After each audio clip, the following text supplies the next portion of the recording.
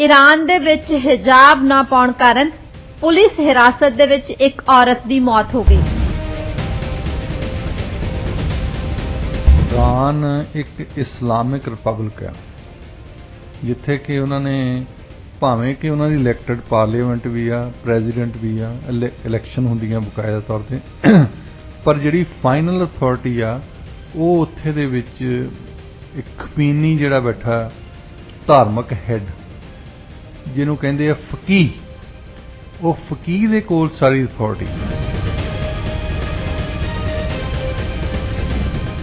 उस गल ने सारे लोगों को भड़काता, खास तौर पर औरतां तां जिद्दां कहंदे हुंदे ना जे सारा कुछ अग लग जाती है उस गल नूं जिहदे विच पहलां ही तुहाडे मिट्टी का तेल पिया होवे, औरतां पहलां ही दुखी सी। डेमोक्रेसी दे नाल जिहड़ी मॉडर्न हुकूमत असीं 20वीं सदी ਜਾਂ 21ਵੀਂ सदी ਵਿੱਚ ਇਹਨੂੰ ਪ੍ਰਮਾਣਿਤ ਹੈ, ਉਹਨੂੰ ਅਸੀਂ ਕਹਿੰਦੇ ਆ ਕਿ ਚੁਆਇਸ ਹੋਣੀ ਚਾਹੀਦੀ, ਹਰ ਇੱਕ ਇੰਡੀਵਿਜੂਅਲ ਦੇ ਕੋਲ ਚੁਆਇਸ ਹੋਣੀ ਚਾਹੀਦੀ। ਉਸ ਦਿਨ ਤੋਂ ਬਾਅਦ ਫਿਰ ਔਰਤਾਂ ਨੇ ਉਹ ਪ੍ਰੋਟੈਸਟ ਕੀਤਾ ਜੋ ਕਿਉਂਕਿ ਉਹ ਇੱਕ 22 ਸਾਲਾ ਔਰਤ ਮਰ ਗਈ, ਉਹ ਵਿਚਾਰੀ ਕੁੜੀ।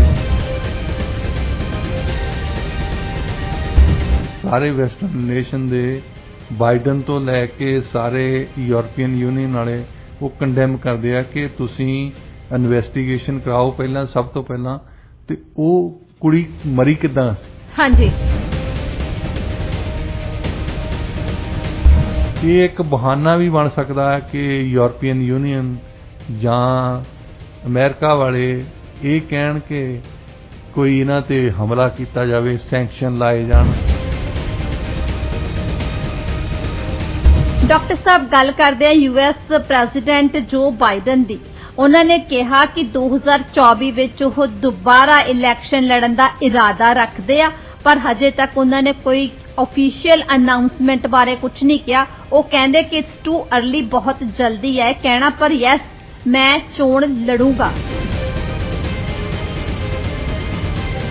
खड़ गए बैठ गए, खड़ गए बैठ गए। ਜਦੋਂ ਤਾਈਂ ਅਗਲੀ ਇਲੈਕਸ਼ਨ ਆਉਣੀ ਆ 2024 ਤਾਈਂ, ਤੇ ਖਰਿਆ ਉਹ ਖੰਡ ਜੋ ਕਿ ਹੁਣੇ ਹੀ ਨਹੀਂ। ਵੈਸੇ ਪ੍ਰੈਜ਼ੀਡੈਂਟ ਤਾਂ ਉਹੋ ਹੀ ਚੰਗਾ ਆ ਨਾ ਜਿਹਦਾ ਲੱਗਦਾ ਕਿ ਇਹਨੇ 8 ਸਾਲ ਕੱਟਣੇ ਜੀ, ਤਾਂ ਉਹਦੇ ਫਿਰ ਚਮਚੇ ਵੀ ਵੱਧ ਜਾਂਦੇ ਆ। ਹਾਂਜੀ ਬਿਲਕੁਲ, ਚਮਚੇ ਨੱਠਣੇ ਸ਼ੁਰੂ ਹੋ ਜਾਂਦੇ ਆ ਜਦੋਂ ਪਤਾ ਲੱਗ ਜਾਵੇ ਵੀ ਇਹਦਾ ਤਾਂ ਸਾਲ ਹੀ ਰਹਿ ਗਿਆ ਹੁਣ। ਇਹ ਵੀ ਨਹੀਂ ਡੈਮੋਕ੍ਰੈਟਿਕ ਪਾਰਟੀ ਦੇ ਵਿੱਚ ਕੋਈ ਨਵਾਂ ਕੈਂਡੀਡੇਟ ਜਿਹੜਾ ਪੋਲਸ ਦੇ ਵਿੱਚ ਇਹ ਸ਼ੋਅ ਕਰ ਦੇਵੇ ਕਿ ਮੈਂ ਡੋਨਲਡ ਟਰੰਪ ਨੂੰ ਡਿਫੀਟ ਕਰ ਸਕਦਾ ਜੀ, ਕਿਉਂਕਿ ਉਹ ਆਪੇ ਜਦੋਂ ਕੋਈ ਵੀ ਸਟੇਟਮੈਂਟ ਦਿੰਦੇ ਹੁੰਦੇ, ਤੁਸੀਂ ਜੇ ਨੋਟਿਸ ਕੀਤਾ ਹੋਵੇ, ਪਹਿਲਾ ਜਿਹੜਾ ਸੈਂਟੈਂਸ ਹੁੰਦਾ ਉਹ ਵੱਖ ਹੁੰਦਾ, ਉਸ ਤੋਂ ਬਾਅਦ ਜਿਹੜਾ ਸੈਂਟੈਂਸ ਹੁੰਦਾ ਨਾ ਉਹ ਕੰਟਰਾਡਿਕਟ ਆਪਣੇ ਆਪ ਨੂੰ ਆਪੇ ਕਰ ਦਿੰਦੇ ਆ।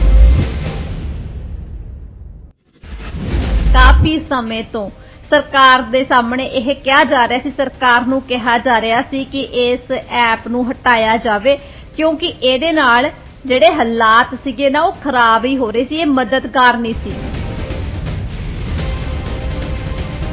ਪਤਾ ਤਾਂ ਹੈਗਾ ਆ ਜਿਹੜੇ ਫਰੰਟ ਲਾਈਨ ਵਰਕਰਸ ਆ, CBSA ਵਾਲੇ ਬੈਠੇ ਮੂਹਰੇ, ਉਹ ਇੰਨੇ ਦੁਖੀ ਸੀ ਕਿ ਬਹੁਤੇ ਲੋਕੀ ਭਰਦੇ ਨਹੀਂ। ਫਿਰ US ਨੂੰ ਜਾਂਦੇ ਆ, US ਦੇ ਕਸਟਮ ਦੇ ਥਰੂ ਜਾਂਦੇ, ਉੱਥੇ ਮਾਸਕ ਨਹੀਂ ਲਾਉਣਾ ਪੈਂਦਾ। ਹਾਂਜੀ, ਉਹਨਾਂ ਦੀ ਜੇ 에ਅਰਲਾਈਨ ਅਮਰੀਕਨ 에ਅਰਲਾਈਨ 'ਚ ਜਾਂਦੇ ਆ ਤਾਂ ਮਾਸਕ ਨਹੀਂ ਲਾਉਣਾ ਪੈਂਦਾ, ਤੇ ਜੇ ਕੈਨੇਡੀਅਨ ਜਾਂਦੇ ਆ ਫਿਰ ਮਾਸਕ ਲਾਉਣਾ ਪੈਂਦਾ।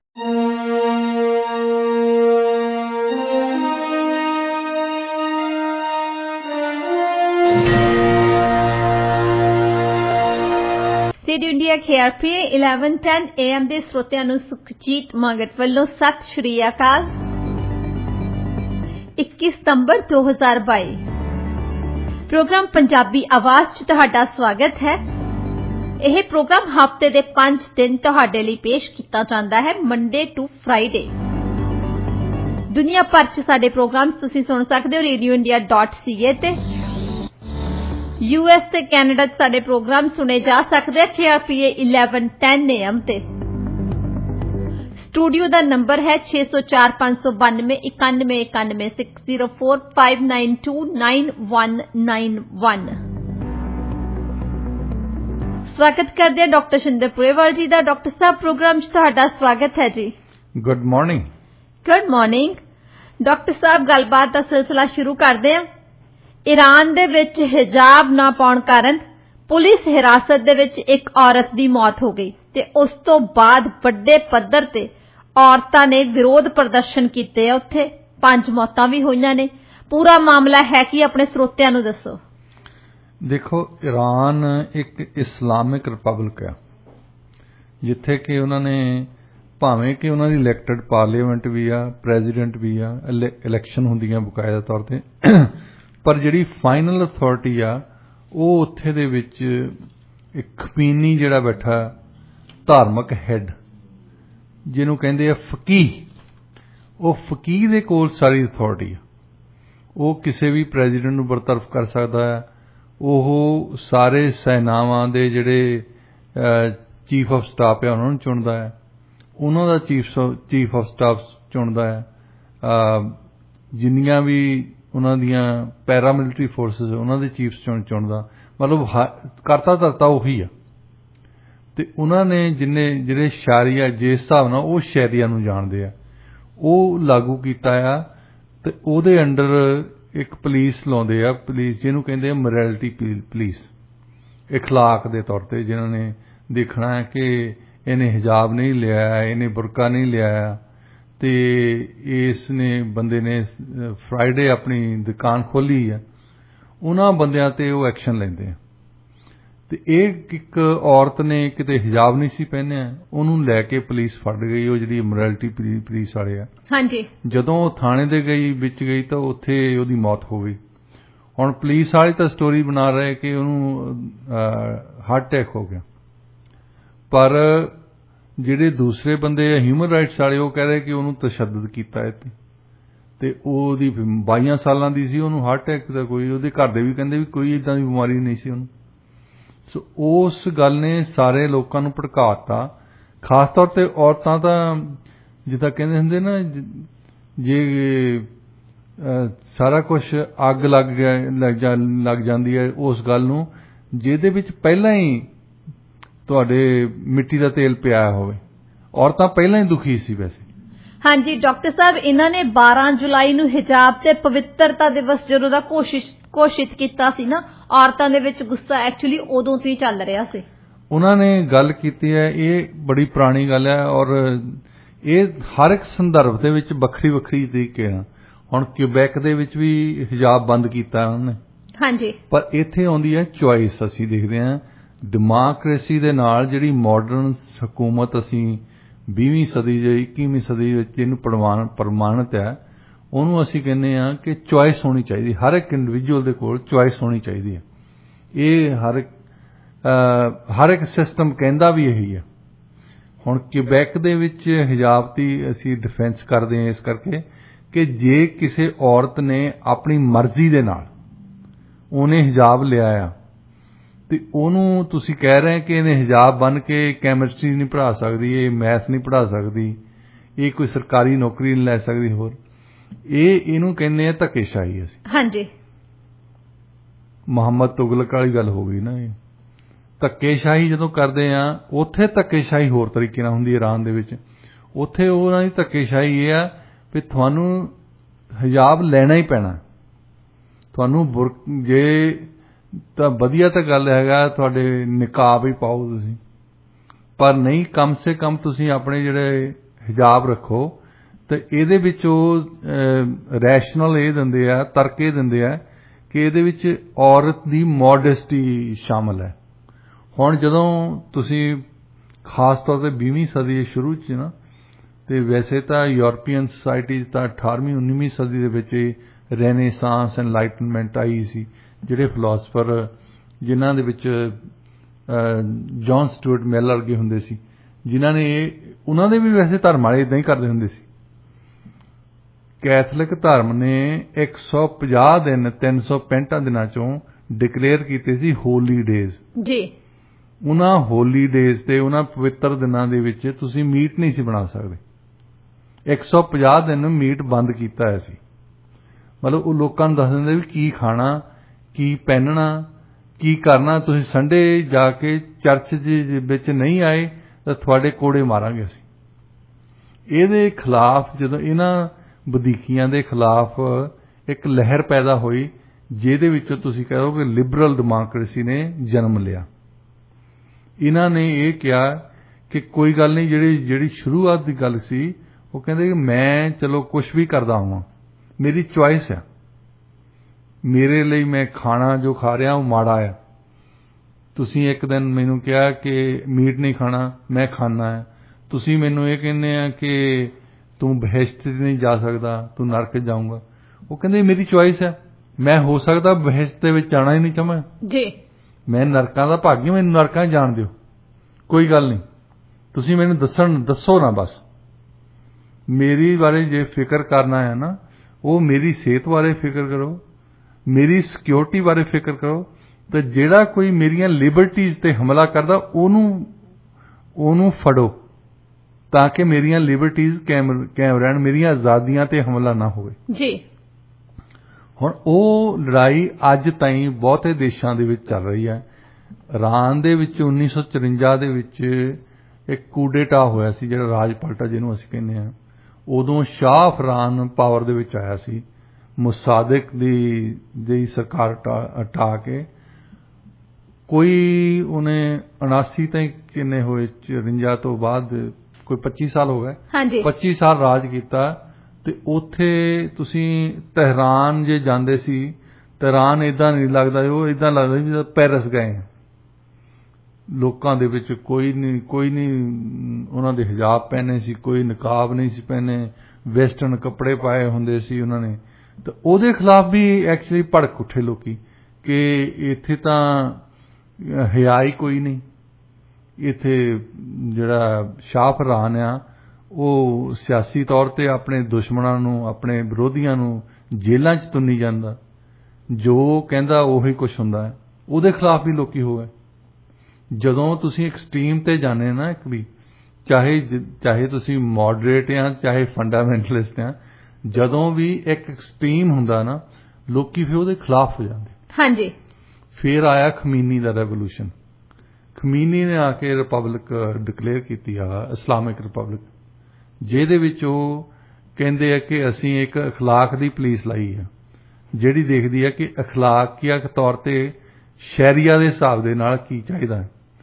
ਤਾਂ ਹੁਣ ਔਰਤਾਂ ਦੀਆਂ ਜਥੇਬੰਦੀਆਂ ਖਾਸ ਤੌਰ ਤੇ ਕਹਿੰਦੀਆਂ, ਉਹ ਕਹਿੰਦੀਆਂ ਅਖਲਾਕ ਇਹੀ ਆ ਵੀ ਅਸੀਂ ਸਭ ਕੁਝ ਸਾਡੇ ਤੇ ਲਾਗੂ ਹੁੰਦਾ। ਜੇ ਔਰਤ ਨਹੀਂ ਹਿਜਾਬ ਪਹਿਨਦੀ, ਉਹ ਤੇ ਤਾਂ ਅਖਲਾਕ ਬੁਰੀ ਤਰ੍ਹਾਂ ਹੋ ਜਾਂਦਾ। ਤੇ ਜੇ ਕੋਈ ਤਾਲਿਬਾਨ ਵਾਲਾ ਕੱਛਾ ਪਾ ਕੇ ਤੁਰਿਆ ਫਿਰਦਾ ਮਰਦ, ਉਹ ਤੇ ਕੋਈ ਅਖਲਾਕ ਨਹੀਂ ਜੀ। ਇਹਨੂੰ ਵੀ ਤਾਂ ਮੋਡੈਸਟੀ ਦਿਖਾ ਲੈਣੀ ਚਾਹੀਦੀ ਹੈ ਨਾ। ਹਾਂਜੀ, ਮਰਦਾਂ ਨੂੰ ਵੀ ਤਾਂ ਮੋਡੈਸਟੀ ਦਿਖਾ ਲੈਣੀ ਚਾਹੀਦੀ ਹੈ ਜੀ। ਪਰ ਇਹਨਾਂ ਦੇ ਵਿੱਚ ਕੋਈ ਜਿਹੜੀ ਮੋਰੈਲਿਟੀ ਪੁਲਿਸ ਇਹਨਾਂ ਨੂੰ ਕਦੇ ਨਹੀਂ ਫੜਦੀ ਜੀ। ਉਹਨਾਂ ਤੇ ਇਹੋ ਜਿਹਾ ਕੋਈ ਰੂਲ ਲਾਗੂ ਨਹੀਂ ਹੁੰਦਾ। ਹੁਣ ਦੇਖੋ, ਪਿੱਛੇ ਜਿਹਾ ਇੱਕ ਕੰਟਰੋਵਰਸੀ ਆਈ ਸੀ ਅਫਗਾਨਿਸਤਾਨ ਤੋਂ। ਇੱਕ ਔਰਤ ਨੂੰ ਫੜਨ ਗਏ ਉਹਦੇ ਘਰ ਤਾਲਿਬਾਨ ਵਾਲੇ। ਉਸ ਘਰ ਦੇ ਵਿੱਚ ਕੱਲੀਆਂ ਔਰਤਾਂ ਹੀ ਰਹਿੰਦੀਆਂ ਸੀ। ਪਹਿਲੀ ਗੱਲ, ਅਖਲਾਕ ਦੀ ਵੱਡੀ ਗੱਲ ਜਿਹੜੀ ਲੈਂਦੇ ਆ, ਚਾਹੇ ਪਸ਼ਤੂਨ ਤੁਸੀਂ ਟ੍ਰੈਡੀਸ਼ਨ ਲੈ ਲਓ, ਚਾਹੇ ਇਸਲਾਮਿਕ ਟ੍ਰੈਡੀਸ਼ਨ ਲੈ ਲਓ, ਕੋਈ ਮਰਦ, ਪਰਾਏ ਮਰਦ ਉੱਥੇ ਨਹੀਂ ਜਾਣਾ ਚਾਹੀਦੇ। ਹਾਂਜੀ, ਜਿੱਥੇ ਔਰਤਾਂ ਹੀ ਕੱਲੀਆਂ ਬੈਠੀਆਂ ਜੀ। ਉਹਨਾਂ ਨੇ ਦਰਵਾਜ਼ਾ ਤੋੜਿਆ, ਗਏ ਉੱਥੇ, ਉਸ ਔਰਤ ਨੂੰ ਫੜਿਆ, ਉਹਨੂੰ ਲੈ ਕੇ ਆਏ। ਉਹ ਕਹਿੰਦੀ ਸਾਨੂੰ ਤਾਂ ਸਿਖਾਲਣ ਲੱਗੇ ਆ ਵੀ ਪਰਾਏ ਮਰਦ ਔਰਤ ਦੇ ਕਿਸੇ ਵੀ ਸਾਏ ਦੇ ਲਾਗੇ ਨਹੀਂ ਹੋ ਸਕਦੇ। ਹਾਂਜੀ, ਤਾਂ ਇਹ ਸਾਡੇ ਦਰਵਾਜ਼ੇ ਤੋੜ ਕੇ ਆਏ ਆ, ਇਹਨਾਂ ਤੇ ਨਹੀਂ ਮੋਰੈਲਿਟੀ ਲਾਗੂ ਹੁੰਦੀ ਜੀ। ਹੁਣ ਆਹ ਜਿਹੜੀ ਇਰਾਨ ਦੇ ਵਿੱਚ ਗੱਲ ਹੋਈ ਸੀ, ਸ਼ੁਰੂ ਇਸ ਗੱਲ ਤੋਂ ਹੋਈ। ਇੱਕ ਤਾਂ ਕਰਡਿਸ਼ ਲੋਕਾਂ ਤੇ ਵੈਸੇ ਵੀ ਤਸ਼ੱਦਦ ਕਰਦੇ ਆ ਇਰਾਨ ਵਾਲੇ, ਉਹ ਇਰਾਕ ਵਾਲੇ ਵੀ ਕਰਦੇ ਆ, ਟਰਕੀ ਵਾਲੇ ਵੀ ਕਰਦੇ ਆ। ਉਹਨਾਂ ਦੇ ਥੋੜਾ ਜਿਹਾ ਲਿਬਰਲ ਟ੍ਰੈਡੀਸ਼ਨ ਜੇ ਹੈ ਤਾਂ ਕਰਡਿਸ਼ ਲੋਕਾਂ ਦੇ ਵਿੱਚ ਹੈ। ਉਸ ਦਿਨ ਤੋਂ ਬਾਅਦ ਫਿਰ ਔਰਤਾਂ ਨੇ ਉਹ ਪ੍ਰੋਟੈਸਟ ਕੀਤਾ, ਕਿਉਂਕਿ ਉਹ ਇੱਕ 22 ਸਾਲਾ ਔਰਤ ਮਰ ਗਈ, ਉਹ ਵਿਚਾਰੀ ਕੁੜੀ। ਹਾਂਜੀ, ਤਾਂ ਉਹ ਤੋਂ ਬਾਅਦ ਕਈਆਂ ਨੇ ਫਿਰ ਵੀਡੀਓ ਬਣਾਈਆਂ ਕਿ ਉਹਨਾਂ ਨੇ ਆਪਣੇ ਵਾਲ ਸ਼ੇਵ ਕਰ ਦਿੱਤੇ ਪ੍ਰੋਟੈਸਟ ਦੇ ਵਿੱਚ। ਜੀ ਡਾਕਟਰ ਸਾਹਿਬ, ਉਹਨਾਂ ਨੇ ਹਿਜਾਬ ਵੀ ਸਾੜ ਦਿੱਤੇ, ਵਾਲ ਵੀ ਆਪਣੇ ਜਿਹੜੇ ਹੈਗੇ ਉਹ ਕੱਟ ਦਿੱਤੇ, ਕਾਫੀ ਜ਼ਿਆਦਾ ਵੱਡੇ ਪੱਧਰ ਤੇ ਪ੍ਰਦਰਸ਼ਨ ਹੋਇਆ। ਇਹ ਸਿਰਫ ਪ੍ਰੋਟੈਸਟ ਕਰਨ ਲਈ ਵੀ ਕਿ ਤੁਸੀਂ ਕੀ ਕਰ ਰਹੇ ਹੋ ਇਸ ਵੇਲੇ। ਹਾਂਜੀ। ਤੇ ਫਿਰ ਉਹ ਜੇ ਬਾਹਰ ਆਈਆਂ ਔਰਤਾਂ, ਖਾਸ ਤੌਰ ਤੇ ਕਰਡਿਸ਼ ਰੀਜਨ ਦੇ ਵਿੱਚ, ਉੱਥੇ ਉਹਨਾਂ ਨੇ ਗੋਲੀ ਚਲਾਈ, 5 ਔਰਤਾਂ ਨੂੰ ਮਾਰਤਾ। ਹਾਂਜੀ। ਸੋ ਪਹਿਲਾਂ ਤਾਂ ਇੱਕ ਮਰੀ ਸੀ, ਹੁਣ 5 ਦੀ ਇਸ਼ੂ ਆ ਗਈ ਜੀ।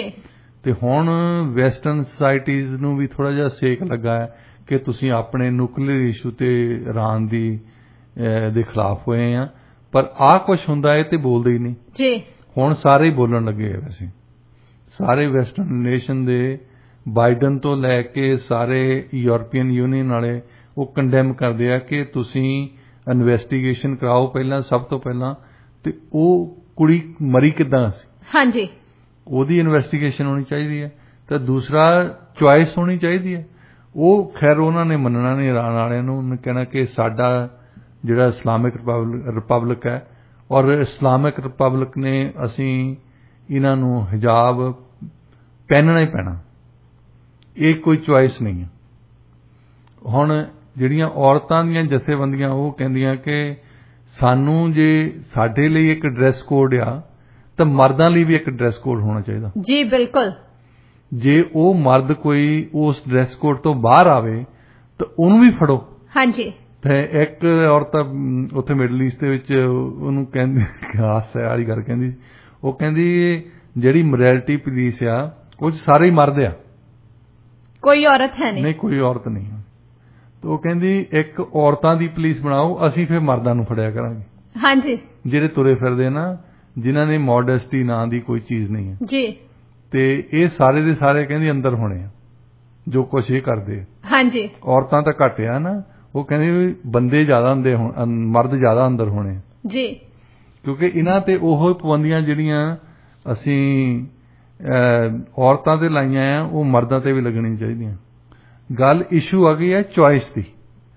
ਜੇ ਅਸੀਂ ਇੱਥੇ ਡਿਫੈਂਡ ਕਰਦੇ ਹਾਂ ਕਿ ਕਿਬੈਕ ਨੇ ਗਲਤ ਕਦਮ ਚੁੱਕਿਆ ਕਿ ਜੇ ਕਿਸੇ ਔਰਤ ਨੇ ਆਪਣੇ ਹਿਜਾਬ ਪਾਉਣਾ ਹੋਵੇ ਆਪਣੀ ਮਨਮਰਜ਼ੀ ਦੇ ਨਾਲ, ਤਾਂ ਫਿਰ ਉਹਨੂੰ ਕਿਉਂ ਰੋਕ ਰਹੇ?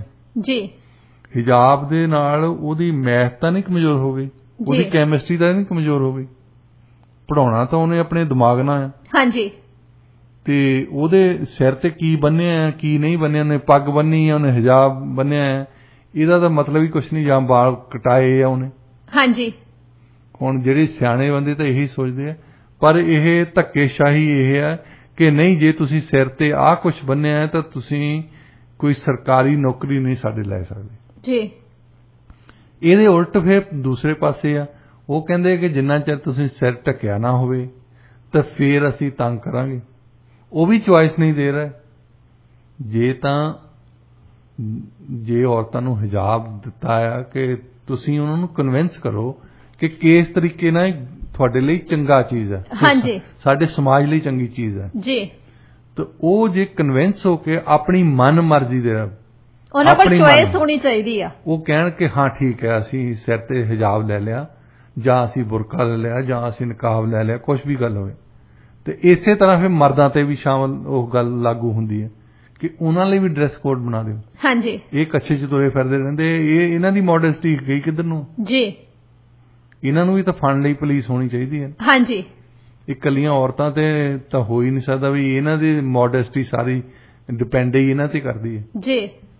ਸੋ ਆਹ ਕੁਝ ਚੱਲ ਰਿਹਾ ਇਰਾਨ ਦੇ ਵਿੱਚ, ਔਰ ਇਹ ਇੱਕ ਬਹਾਨਾ ਵੀ ਬਣ ਸਕਦਾ ਹੈ ਕਿ ਯੂਰਪੀਅਨ ਯੂਨੀਅਨ ਜਾਂ ਅਮਰੀਕਾ ਵਾਲੇ ਇਹ ਕਹਿਣ ਕਿ ਕੋਈ ਇਹਨਾਂ ਤੇ ਹਮਲਾ ਕੀਤਾ ਜਾਵੇ, ਸੈਂਕਸ਼ਨ ਲਾਏ ਜਾਣ, ਜਿਹੜਾ ਕਿ ਸਾਰਾ ਨੇਸ਼ਨ ਨੂੰ ਸਫਰ ਕਰਨਾ ਪੈਣਾ, ਉਹਦੇ ਵਿੱਚ ਮਰਦਾਂ ਨੇ ਵੀ ਸਫਰ ਕਰਨਾ ਤੇ ਔਰਤਾਂ ਨੇ ਵੀ ਕਰਨਾ। ਹਾਂਜੀ, ਬਿਲਕੁਲ ਸਹੀ ਕਿਹਾ ਤੁਸੀਂ ਡਾਕਟਰ ਸਾਹਿਬ। ਪਰ ਇਸ ਕੇਸ ਦੇ ਵਿੱਚ ਹੁਣ ਕਾਫੀ ਜ਼ਿਆਦਾ ਇਹਨੇ ਭਿਆਨਕ ਰੂਪ ਧਾਰਨ ਕਰ ਲਿਆ ਹੈਗਾ, ਨਾ ਸਿਰਫ ਈਰਾਨ ਦੇ ਵਿੱਚ ਬਲਕਿ ਪੂਰੇ ਵਰਲਡ ਦੇ ਵਿੱਚ ਇਸ ਚੀਜ਼ ਦੀ ਜ਼ਿਆਦਾ ਨਿਖੇਧੀ ਹੋ ਰਹੀ ਆ, ਇਸ ਚੀਜ਼ ਨੂੰ ਜ਼ਿਆਦਾ ਕ੍ਰਿਟੀਸਾਈਜ਼ ਕੀਤਾ ਜਾ ਰਿਹਾ ਤੇ ਵੱਖ-ਵੱਖ ਤਰੀਕੇ ਦੇ ਨਾਲ ਲੋਕ ਆਪਣਾ ਜਿਹੜਾ ਵਿਰੋਧ ਹੈਗਾ ਉਹ ਪ੍ਰਗਟ ਕਰ ਰਹੇ ਨੇ। ਡਾਕਟਰ ਸਾਹਿਬ, ਗੱਲ ਕਰਦੇ ਆ ਯੂਐਸ ਪ੍ਰੈਜ਼ੀਡੈਂਟ ਜੋ ਬਾਈਡਨ ਦੀ। ਉਹਨਾਂ ਨੇ ਕਿਹਾ ਕਿ 2024 ਵਿੱਚ ਉਹ ਦੁਬਾਰਾ ਇਲੈਕਸ਼ਨ ਲੜਨ ਦਾ ਇਰਾਦਾ ਰੱਖਦੇ ਆ, ਪਰ ਹਜੇ ਤੱਕ ਉਹਨਾਂ ਨੇ ਕੋਈ ਆਫੀਸ਼ੀਅਲ ਅਨਾਉਂਸਮੈਂਟ ਬਾਰੇ ਕੁਝ ਨਹੀਂ ਕਿਹਾ। ਉਹ ਕਹਿੰਦੇ ਕਿ ਇਟਸ ਟੂ अर्ਲੀ, ਬਹੁਤ ਜਲਦੀ ਹੈ ਕਹਿਣਾ, ਪਰ ਯੈਸ ਮੈਂ ਚੋਣ ਲੜੂੰਗਾ। ਤੁਸੀਂ ਕੀ ਕਹਿਣਾ ਚਾਹੋਗੇ ਉਹਨਾਂ ਦੀ ਇਸ ਸਟੇਟਮੈਂਟ ਦੇ ਬਾਰੇ? ਦੇਖੋ, ਪਿਛਲੇ ਕੁਝ ਸਮੇਂ ਤੋਂ ਕਿਆਸ ਰਾਏ ਲੱਗ ਰਹੀ ਹੈ, ਖੜ ਗਏ ਬੈਠ ਗਏ, ਖੜ ਗਏ ਬੈਠ ਗਏ। ਜਦੋਂ ਤਾਈਂ ਅਗਲੀ ਇਲੈਕਸ਼ਨ ਆਉਣੀ ਹੈ 2024 ਤਾਈਂ, ਤੇ ਖਰਿਆ ਉਹ ਖੰਡ ਜੋਗੇ ਹੋਣੇ ਹੀ ਨਹੀਂ ਵੈਸੇ। ਹਾਂਜੀ ਇਹ ਵੀ ਤਾਂ ਚੀਜ਼ ਹੈ ਨਾ, ਉਦੋਂ ਉਹਨਾਂ ਨੇ 82 ਸਾਲਾਂ ਦੇ ਹੋ ਜਾਣਾ। ਹਾਂਜੀ। ਤੇ ਹੁਣ ਉਹ ਇਸ ਵੇਲੇ ਇਸ ਗੱਲ ਕਰਕੇ ਨਹੀਂ ਕਹਿਣਾ ਚਾਹੁੰਦੇ ਕਿ ਕਈ ਉਹਨਾਂ ਦੀ ਆਪਣੀ ਪਾਰਟੀ ਦੇ ਬੰਦੇ ਉਹਨਾਂ ਨੂੰ ਕਹਿ ਰਹੇ ਆ ਕਿ ਤੁਸੀਂ ਅਨਾਉਂਸ ਕਰੋ ਹੁਣੇ ਹੀ ਕਿ 2024 ਦੇ ਵਿੱਚ ਤੁਸੀਂ ਨਹੀਂ ਕੈਂਡੀਡੇਟ ਹੋਵੋਗੇ। ਹਾਂਜੀ। ਹੁਣ ਇਹਦਾ ਮਤਲਬ ਫਿਰ ਲੋਕਾਂ ਦੀ ਸਾਰੀ ਅਟੈਂਸ਼ਨ ਚੱਲ ਜਾਣੀ ਹੈ ਕਿ ਅਗਲਾ ਕੈਂਡੀਡੇਟ ਕੌਣ ਹੋਊਗਾ। ਹਾਂਜੀ। ਤੇ ਉਹਨਾਂ ਦੀ ਪਾਰਟੀ ਵੀ ਇਹੀ ਦੇਖੂਗੀ ਅਗਲਾ ਕੈਂਡੀਡੇਟ ਕੌਣ ਹੋਊਗਾ। ਪ੍ਰੈਜ਼ੀਡੈਂਟ ਤਾਂ ਉਹੋ ਹੀ ਚੰਗਾ ਆ ਨਾ ਜਿਹਦਾ ਲੱਗਦਾ ਕਿ ਇਹਨੇ 8 ਸਾਲ ਕੱਟਣੇ ਜੀ, ਤਾਂ ਉਹਦੇ ਫਿਰ ਚਮਚੇ ਵੀ ਵੱਧ ਜਾਂਦੇ ਆ। ਹਾਂਜੀ ਬਿਲਕੁਲ, ਚਮਚੇ ਨੱਠਣੇ ਸ਼ੁਰੂ ਹੋ ਜਾਂਦੇ ਆ ਜਦੋਂ ਪਤਾ ਲੱਗ ਜਾਵੇ ਵੀ ਇਹਦਾ ਤਾਂ ਸਾਲ ਹੀ ਰਹਿ ਗਿਆ ਹੁਣ। ਹਾਂਜੀ। ਹੁਣ ਨਵੇਂ ਬੰਦੇ ਦੀਆਂ ਜੁੱਤੀਆਂ ਚੱਟੀਆਂ ਜਾਣ। ਹਾਂਜੀ। ਜਿਹਨੇ ਆਉਣਾ ਤੇ ਇਹ ਵੀ ਨਹੀਂ ਡੈਮੋਕ੍ਰੈਟਿਕ ਪਾਰਟੀ ਦੇ ਵਿੱਚ ਕੋਈ ਨਵਾਂ ਕੈਂਡੀਡੇਟ ਜਿਹੜਾ ਪੋਲਸ ਦੇ ਵਿੱਚ ਇਹ ਸ਼ੋਅ ਕਰ ਦੇਵੇ ਕਿ ਮੈਂ ਡੋਨਲਡ ਟਰੰਪ ਨੂੰ ਡਿਫੀਟ ਕਰ ਸਕਦਾ ਜੀ, ਹਰਾ ਸਕਦਾ। ਹੋ ਸਕਦਾ ਉਹ ਤੇ ਚਾਰਜ ਲਾਉਣ, ਉਹਨੂੰ ਖੜਨ ਹੀ ਨਾ ਦੇਣ। ਇਹ ਵੀ ਇੱਕ ਸਿਨੈਰੀਓ ਹੋਇਆ ਨਾ। ਹਾਂਜੀ। ਉਹ ਤਾਂ ਬੈਸਟ, ਜੇ ਉਸ ਤਰ੍ਹਾਂ ਹੋ ਜਾਂਦਾ ਫਿਰ ਤਾਂ ਜੋ ਬਾਈਡਨ ਨੂੰ ਉਹ ਕਹਿੰਦੇ ਅਸੀਂ ਵੀ ਮੈਂ ਵੀ ਜਿੱਤ ਜਾਣਾ। ਮੇਰੇ ਹਾਰਨ ਦੇ ਚਾਂਸ ਤਾਂ ਹੀ ਬਣਦੇ ਜੇ ਡੋਨਲਡ ਟਰੰਪ ਇੱਕ ਕੈਂਡੀਡੇਟ ਤੌਰ ਤੇ ਖੜਾ ਹੋਵੇ। ਹਾਂਜੀ। ਪਰ ਜੇ ਉਹਨੂੰ ਅਸੀਂ ਖੜਾ ਹੀ ਨਾ ਹੋਣ ਦਈਏ, ਫਿਰ ਜਿੱਦਾਂ ਪਾਕਿਸਤਾਨ ਚੱਲਦੀ ਹੈ ਵੀ ਇਮਰਾਨ ਖਾਨ ਉੱਥੇ ਹੋਵੇ ਹੀ ਨਾ, ਤਾਂ ਫਿਰ ਤਾਂ ਅਸੀਂ ਜਿੱਤੇ ਹਾਂ। ਹਾਂਜੀ। ਜੇ ਡੋਨਲਡ ਟਰੰਪ ਨਾ ਹੋਵੇ ਤਾਂ ਫਿਰ ਤਾਂ ਜਿੱਤੇ ਜੋ ਬਾਈਡਨ। ਸੋ ਇਸ ਕਰਕੇ ਉਹ ਕਿਆਸ ਰਾਈਆਂ ਜਿਹੜੀਆਂ ਅਜੇ ਵੀ ਲਾ ਰਹੇ ਆ, ਪਰ ਫਾਰਮਲੀ ਤੌਰ ਤੇ ਉਹ ਇੰਨਾ ਕਹਿ ਰਹੇ ਆ ਕਿ ਅਜੇ ਤੱਕ ਮੇਰੇ ਮਨ ਦੇ ਵਿੱਚ ਇਹ ਆ ਕਿ ਮੈਂ ਖੜਨਾ ਹੈ। ਹਾਂਜੀ ਡਾਕਟਰ ਸਾਹਿਬ, ਉਹਨਾਂ ਨੇ ਕਿਹਾ ਕਿ ਮੈਂ ਇਰਾਦਾ ਰੱਖਦਾ, ਪਰ ਇਹ ਮੇਰਾ ਕੋਈ ਪੱਕਾ ਫੈਸਲਾ ਨਹੀਂ, ਕਿਉਂਕਿ ਉਹ ਆਪੇ ਜਦੋਂ ਕੋਈ ਵੀ ਸਟੇਟਮੈਂਟ ਦਿੰਦੇ ਹੁੰਦੇ, ਤੁਸੀਂ ਜੇ ਨੋਟਿਸ ਕੀਤਾ ਹੋਵੇ, ਪਹਿਲਾ ਜਿਹੜਾ ਸੈਂਟੈਂਸ ਹੁੰਦਾ ਉਹ ਵੱਖ ਹੁੰਦਾ, ਉਸ ਤੋਂ ਬਾਅਦ ਜਿਹੜਾ ਸੈਂਟੈਂਸ ਹੁੰਦਾ ਨਾ ਉਹ ਕੰਟਰਾਡਿਕਟ ਆਪਣੇ ਆਪ ਨੂੰ ਆਪੇ ਕਰ ਦਿੰਦੇ ਆ। ਇਹਦੇ ਵਿੱਚ ਫਿਰ ਇਹ ਵੀ ਦੱਸਣਾ ਚਾਹੁੰਦੇ ਕਿ ਠੀਕ ਹੈ, ਇਰਾਦਾ ਇੱਕ ਚੀਜ਼ ਆ ਪਰ ਫੈਸਲਾ ਦੂਸਰੀ ਚੀਜ਼ ਹੈ। ਹਾਂਜੀ। ਫੈਸਲਾ ਤਾਂ ਉਦੋਂ ਹੀ ਕਰਾਂਗੇ ਜਦੋਂ ਕਰਨਾ ਪਊਗਾ ਜੀ। ਇਰਾਦਾ ਤਾਂ ਹੁਣ ਤੋਂ ਹੈਗਾ ਜੀ, ਇਰਾਦੇ ਤਾਂ ਬਦਲ ਸਕਦੇ ਕਦੇ ਵੀ, ਫੈਸਲੇ ਬਦਲਣਗੇ ਤਾਂ ਫਿਰ ਪ੍ਰੋਬਲਮ ਪਊਗੀ ਜੀ। ਡਾਕਟਰ ਸਾਹਿਬ, ਵੈਸੇ ਵੀ ਇਸ ਇੰਟਰਵਿਊ ਦੇ ਵਿੱਚ ਜਦੋਂ ਉਹਨਾਂ ਦੀ ਏਜ ਨੂੰ ਲੈ ਕੇ ਕਮੈਂਟ ਕੀਤਾ ਗਿਆ ਤਾਂ ਉਹ ਕਹਿੰਦੇ ਕਿ ਜਿਹੜੀ ਮੇਰੀ ਏਜ ਆ ਇਹਦੇ ਤੇ ਨਾ ਜਾਇਓ, ਜਸਟ ਵਾਚ ਮੀ, ਕਿ 2024 ਦੇ ਵਿੱਚ ਮੈਂ ਇਲੈਕਸ਼ਨ ਲੜਨੀ ਹੈ, ਜਸਟ ਵਾਚ ਮੀ। ਇਦਾਂ ਹੀ ਇੱਕ ਵਾਰੀ ਪੀਅਰ ਐਲੀਅਟ ਟਰੂਡੋ ਕਹਿੰਦੇ ਹੁੰਦੇ ਸੀ ਕਿਊਬੈਕ ਦੇ ਵਿੱਚ ਉਹਨਾਂ ਨੇ ਆਰਮੀ ਮੂਵ ਕਰਤੀ। ਉਹਨਾਂ ਨੂੰ ਪੁੱਛਿਆ ਵੀ ਤੁਸੀਂ how for will you go, ਉਹ ਕਹਿੰਦੇ ਜਸਟ ਵਾਚ ਮੀ ਜੀ, ਦੇਖੀ ਚਲੋ। ਜੀ ਡਾਕਟਰ ਸਾਹਿਬ, ਬਿਲਕੁਲ ਦੇਖੀ ਚਲੋ ਤੇ ਆਉਣ ਵਾਲਾ ਸਮਾਂ ਦੱਸ ਦਊਗਾ ਜੀ। ਵੈਸੇ ਤਾਂ ਜ਼ਿਆਦਾਤਰ ਲੋਕ ਇਹੀ ਚਾਹੁੰਦੇ ਆ ਯੂਐਸ ਦੇ ਵੀ ਕਿ ਉਹ ਦੁਬਾਰਾ ਤੋਂ ਹੁਣ ਇਲੈਕਸ਼ਨ ਨਾ ਲੜਨ। ਗੱਲ ਕਰਦੇ ਆ ਡਾਕਟਰ ਸਾਹਿਬ ਹੁਣ ਅਰਾਈਵ ਕੈਨ ਐਪ ਬਾਰੇ। ਕਾਫੀ ਸਮੇਂ ਤੋਂ ਸਰਕਾਰ ਦੇ ਸਾਹਮਣੇ ਇਹ ਕਿਹਾ ਜਾ ਰਿਹਾ ਸੀ, ਸਰਕਾਰ ਨੂੰ ਕਿਹਾ ਜਾ ਰਿਹਾ ਸੀ ਕਿ ਇਸ ਐਪ ਨੂੰ ਹਟਾਇਆ ਜਾਵੇ ਕਿਉਂਕਿ ਇਹਦੇ ਨਾਲ ਜਿਹੜੇ ਹਾਲਾਤ ਸੀਗੇ ਨਾ ਉਹ ਖਰਾਬ ਹੀ ਹੋ ਰਹੇ ਸੀ, ਇਹ ਮਦਦਗਾਰ ਨਹੀਂ ਸੀ। ਪਰ ਫਿਰ ਵੀ ਜਿਹੜੇ ਸਾਡੇ ਟਰਾਂਸਪੋਰਟ ਮਿਨਿਸਟਰ ਆ ਉਹਨਾਂ ਨੂੰ ਕੱਲਿਆਂ ਨੂੰ ਲੱਗਦਾ ਸੀ ਵੈਸੇ ਵੀ ਜਿਹੜੀ ਅਰਾਈਵ ਕੈਨ ਐਪ ਆ ਇਹ ਬਹੁਤ ਮਦਦਗਾਰ ਆ, ਇਹਦੇ ਨਾਲ ਕਾਫੀ ਜ਼ਿਆਦਾ 에ਅਰਪੋਰਟ ਦੇ ਉੱਪਰ ਜਿਹੜੀ ਸਿਚੁਏਸ਼ਨ ਹੈਗੀ ਆ ਉਹਦਾ ਹੱਲ ਹੋਇਆ ਹੈਗਾ। ਪਰ ਹੁਣ ਸਰਕਾਰ ਆਪ ਹੀ ਕਹਿ ਰਹੀ ਆ ਕਿ ਹੋ ਸਕਦਾ ਇਸ ਮਹੀਨੇ ਦੇ ਅੰਤ ਦੇ ਤੱਕ ਇਹ ਖਤਮ ਕਰ ਦੇਣ। ਕੀ ਕਹਿਣਾ ਚਾਹੋਗੇ? ਦੇਖੋ, ਮਿਨਿਸਟਰ ਤਾਂ ਕਹਿੰਦੇ ਸੀ ਜਿਹੜੇ ਬੰਦੇ ਐਕਚੁਅਲੀ ਇੰਪਲੀਮੈਂਟ ਕਰਦੇ ਆ ਨਾ, ਪਤਾ ਤਾਂ ਉਹਨਾਂ ਨੂੰ ਹੋਣਾ। ਹਾਂਜੀ, ਪਤਾ ਤਾਂ ਹੈਗਾ ਆ ਜਿਹੜੇ ਫਰੰਟ ਲਾਈਨ ਵਰਕਰਸ ਆ, CBSA ਵਾਲੇ ਬੈਠੇ ਮੂਹਰੇ, ਉਹ ਇੰਨੇ ਦੁਖੀ ਸੀ ਕਿ ਬਹੁਤੇ ਲੋਕੀ ਭਰਦੇ ਨਹੀਂ।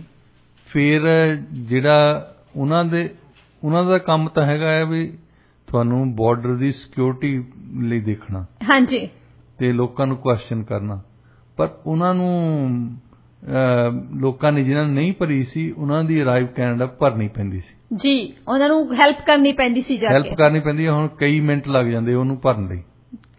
ਡਾਕਟਰ ਸਾਹਿਬ ਮਿੰਟ ਨਹੀਂ, ਕਈ ਵਾਰੀ ਤਾਂ ਆਵਰਸ ਵੀ ਲੱਗ ਜਾਂਦੇ ਆ। ਕਈ ਵਾਰੀ ਜਿਹਨਾਂ ਨੂੰ ਪਤਾ ਹੀ ਨਹੀਂ ਲੱਗਦਾ ਉਹ ਕਿੱਦਾਂ ਭਰਨਗੇ ਉਹਨੂੰ। ਹਾਂਜੀ। ਅੱਛਾ, ਫਿਰ ਦੂਸਰੀ ਗੱਲ ਵੱਡੀ ਹੈ ਕਿ ਇਹ ਜਿਹੜੀ ਐਪ ਆ ਉਸ ਵੇਲੇ ਲਿਆਂਦੀ ਗਈ ਸੀ ਜਦੋਂ ਮੈਂਡੇਟਰੀ ਸੀ ਕਿ ਤੁਸੀਂ ਵੈਕਸੀਨੇਸ਼ਨ ਦਿਖਾਲਣੀ ਆ। ਹਾਂਜੀ, ਵੈਕਸੀਨੇਸ਼ਨ ਦਾ ਪ੍ਰੂਫ ਦਿਖਾਲਣਾ, ਤੇ ਉਸ ਵੇਲੇ ਇਹਨਾਂ ਨੇ ਐਪ ਲਿਆਂਦੀ ਸੀ ਜੀ।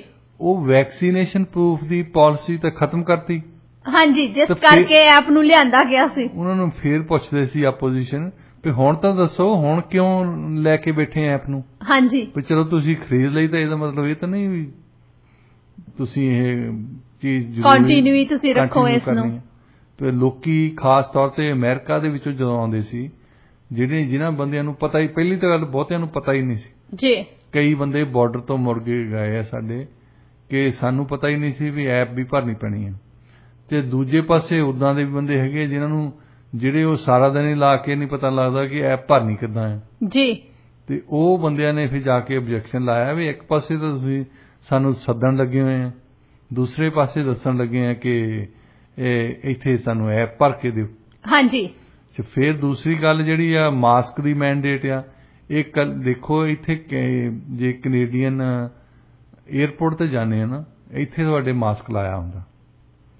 ਅੱਛਾ, ਫਿਰ US ਨੂੰ ਜਾਂਦੇ ਆ, US ਦੇ ਕਸਟਮ ਦੇ ਥਰੂ ਜਾਂਦੇ, ਉੱਥੇ ਮਾਸਕ ਨਹੀਂ ਲਾਉਣਾ ਪੈਂਦਾ।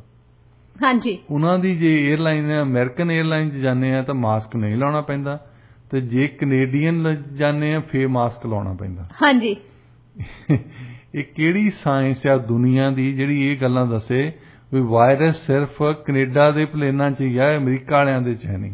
ਡਾਕਟਰ ਸਾਹਿਬ, ਬਹੁਤ ਜ਼ਿਆਦਾ ਕ੍ਰਿਟਿਸਿਜ਼ਮ ਹੋਇਆ ਸੀ ਟਰੂਡੋ ਸਰਕਾਰ ਦਾ। ਦੇਖੋ ਤੁਸੀਂ, ਬਾਰਡਰ ਕਮਿਊਨਿਟੀਜ਼ ਨੇ ਕਿਹਾ, ਟੂਰਿਜ਼ਮ ਗਰੁੱਪਸ ਨੇ ਕਿਹਾ, ਬਾਰਡਰ ਗਾਰਡਸ ਨੇ ਕਿਹਾ, ਬਟ ਫਿਰ ਵੀ ਉਹਨਾਂ ਦੇ ਕੰਨ ਤੇ ਜੂੰ ਨਹੀਂ ਸੀ ਸਰਕੀ। ਉਹ ਆਪਣੀ ਪਤਾ ਨਹੀਂ ਆਪਣੀ ਦੁਨੀਆ ਦੇ ਵਿੱਚ ਹੀ ਰਹਿ ਰਹੇ ਕਿ ਅਸੀਂ ਹੁਣ ਕੰਮ ਕਰਤਾ ਅਸੀਂ ਪਿੱਛੇ ਨਹੀਂ ਹਟਣਾ। ਹਾਂਜੀ। ਜਦ ਜਿੱਦ ਨਹੀਂ ਕਰਦੇ, ਕਈ ਵਾਰੀ ਬੱਚਾ ਜਿੱਦ ਕਰਦਾ ਹੁੰਦਾ। ਹਾਂਜੀ। ਤੇ ਬੱਚਾ ਹੀ ਸਾਡਾ ਪ੍ਰਾਈਮ ਮਿਨਿਸਟਰ ਆ, ਬੱਚਾ ਹੀ ਉਹ ਬੱਚਿਆਂ ਵਾਲੀ ਜਿੱਦ ਕਰ ਰਹੇ ਸੀ ਜੀ ਕਿ ਇੱਕ ਤੁਸੀਂ ਕਿਸੇ ਵੀ ਸਾਇੰਸਦਾਨ ਨੂੰ ਦੁਨੀਆ ਭਰ ਦੇ ਵਿੱਚੋਂ ਪੁੱਛੋ ਵੀ ਸਾਡੇ ਪਲੇਨ ਦੇ ਵਿੱਚ ਅੰਦਰ ਜਾ ਕੇ ਸਾਨੂੰ ਮਾਸਕ ਲਾਉਣਾ ਪੈਂਦਾ। ਅੱਛਾ, ਫੇਰ ਐਕਸੈਪਸ਼ਨ ਕੀ ਆ? ਐਕਸੈਪਸ਼ਨ ਹੈਗੀ ਹੈ ਜੇ ਤੁਸੀਂ ਪਾਣੀ ਪੀਣਾ ਜਾਂ ਤੁਸੀਂ ਕੁਝ ਖਾਣਾ ਆ ਤਾਂ ਫਿਰ ਤੁਸੀਂ ਮਾਸਕ ਲਾ ਸਕਦੇ ਆ। ਹਾਂਜੀ। ਹੁਣ ਕੋਈ ਵੀ ਦੁਨੀਆ ਦਾ ਨੋਬਲ ਲਾਰੀਏ ਲੈ ਆਓ, ਉਹਨੂੰ ਫੜ ਕੇ ਪੁੱਛੋ ਵੀ ਅੱਜ ਤਾਈਂ ਵਾਇਰਸ ਦੱਸੋ ਕੋਈ ਇਦਾਂ ਦੀ ਬਣੀ ਆ, ਕੋਈ ਇਦਾਂ ਦੀ ਵਾਇਰਸ ਵੀ ਆਈ ਹੈ ਕਿ ਤੁਸੀਂ ਉਹਨੂੰ ਕਹੋ ਵੀ ਭਾਈ ਹੁਣ ਤੂੰ ਅੱਧਾ ਘੰਟਾ 45 ਮਿੰਟ ਅਸੀਂ ਰੋਟੀ ਖਾਣੀ ਆ, ਤੂੰ ਲਾਗੇ ਨਾ ਆਈ ਸਾਡੇ, ਬ੍ਰੇਕ ਤੇ ਭੇਜਤਾ। ਕਿੰਨੀ ਪਾਗਲਾਂ ਵਾਲੀ ਗੱਲ ਹੈ ਮਤਲਬ। ਹਾਂਜੀ ਡਾਕਟਰ ਸਾਹਿਬ, ਬਿਲਕੁਲ ਪਾਗਲਪਣ ਇਹਨੂੰ ਕਹਿੰਦੇ ਆ ਕਿ ਤੁਸੀਂ ਆਹ ਪਾਲਿਸੀ ਬਣਾਈ ਆ। ਅਸੀਂ ਸੈਨ ਫਰਾਂਸਿਸਕੋ ਤੋਂ ਚੜ੍ਹੇ, ਉੱਥੋਂ ਤੇ ਕੈਨੇਡੀਅਨ ਏਅਰਲਾਈਨ ਸੀ, ਏਅਰ ਕੈਨੇਡਾ ਸੀ, ਤੇ ਉਹ ਕਿਉਂਕਿ ਸੈਨ ਫਰਾਂਸਿਸਕੋ ਤਾਂ ਉਹਨਾਂ ਨੇ ਮੈਂਡੇਟ ਹਟਾ ਦਿੱਤੀ ਸੀ, ਉੱਥੇ ਤੁਹਾਨੂੰ ਮਾਸਕ ਪਾਉਣ ਦੀ ਲੋੜ ਨਹੀਂ। ਜਦੋਂ ਪਲੇਨ 'ਚ ਬਣਨ ਲੱਗੇ ਉਦੋਂ ਲੋੜ ਸੀ ਸਾਨੂੰ ਜੀ। ਉਹਨਾਂ ਚਿਰ ਉਹ ਦੁਆਰਾ ਆ ਕੇ ਪੁੱਛਦੇ ਆ ਸਾਰੇ ਪੈਸੇਂਜਰ ਨੂੰ ਕਿ ਤੁਸੀਂ ਮਾਸਕ ਪਾ ਕੇ ਰੱਖਣਾ, ਉਹ ਲਾ ਨਹੀਂ ਸਕਦੇ। ਹਾਂਜੀ।